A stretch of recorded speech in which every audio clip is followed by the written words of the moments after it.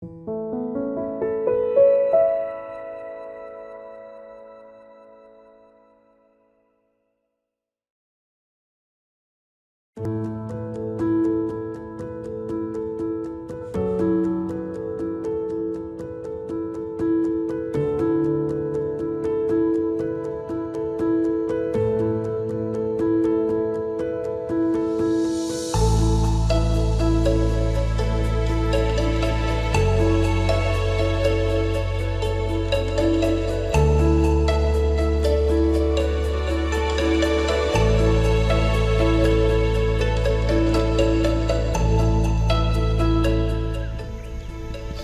I've been learning the local language here, and it isn't easy. And I bet you're wondering why I'm even learning the local language here in the first place. Well, see, the locals don't really know English that well. Some know a little bit, but not enough to communicate the deep truth.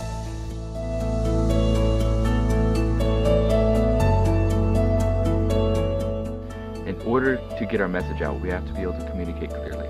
This is the gospel we're talking about. And the people have to be able to understand what we mean. Why don't we just learn the language at home? It's not more easy that way, and going out is not fun.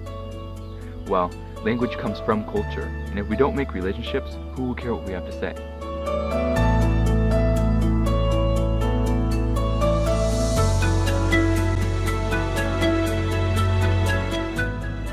I'm also learning Mari with a man called Gilbert. He makes me act out everything I say. This is called TPR, Total Physical Response. It helps get things that you're learning stuck into your mind better. He also makes me say the same thing over and over again.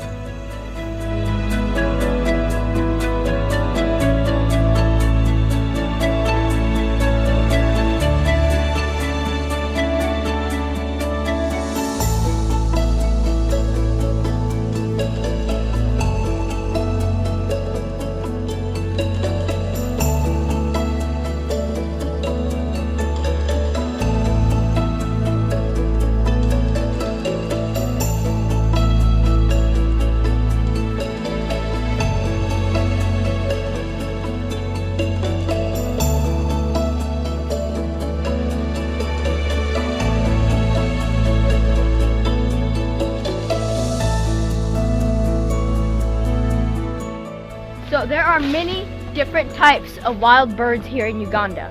Today, I'll only be talking about 3. We have the nightjar, a wild pigeon, and a domestic pigeon.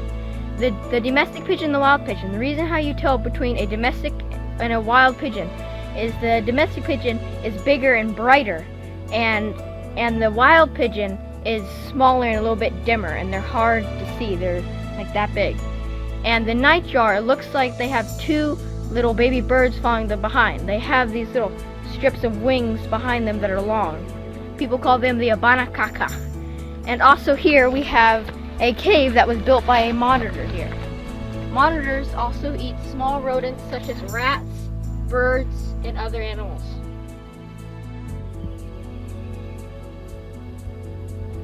And there are also many different types of reptiles here. Mostly we get normal bearded dragon lizards and also snakes. This would usually be the perfect place for snakes, where there's many rocks or damp places such as morning. Also, they like hiding in grass. And in the dry season, snakes also come to our compound a lot because we have a kitchen that has running water. We even had a cobra in our front porch living in there.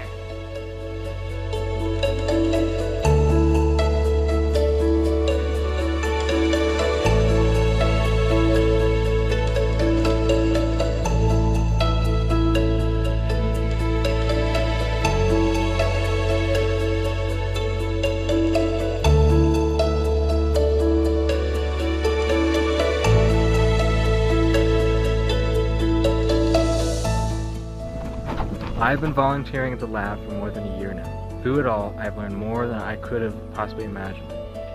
Making tests and running samples is only a small part of it. Learning to deal with patients who don't understand me has been a huge growing experience. I'm very thankful for the experience God has given me through working at the lab.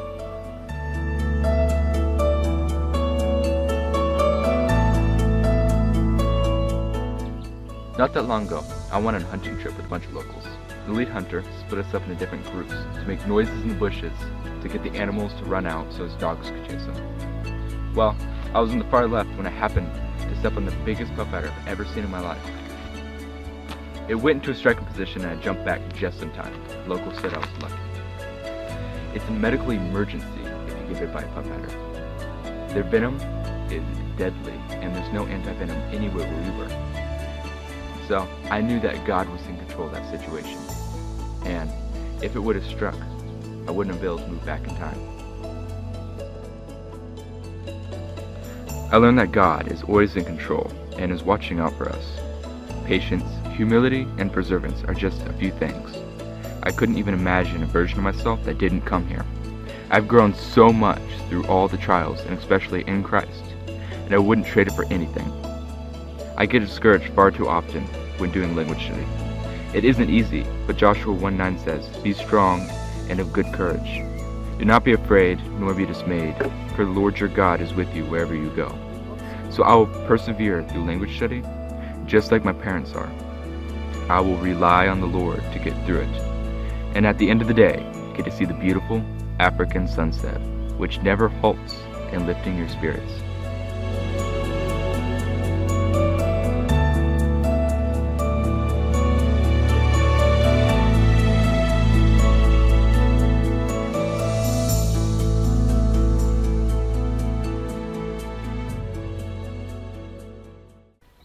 For more stuff, check us out at lightinthedarkness.com. We have videos of Average Life Missionary Kit Part 1, 2, and 3. And we have video of a missionary in Thailand you can check out right here.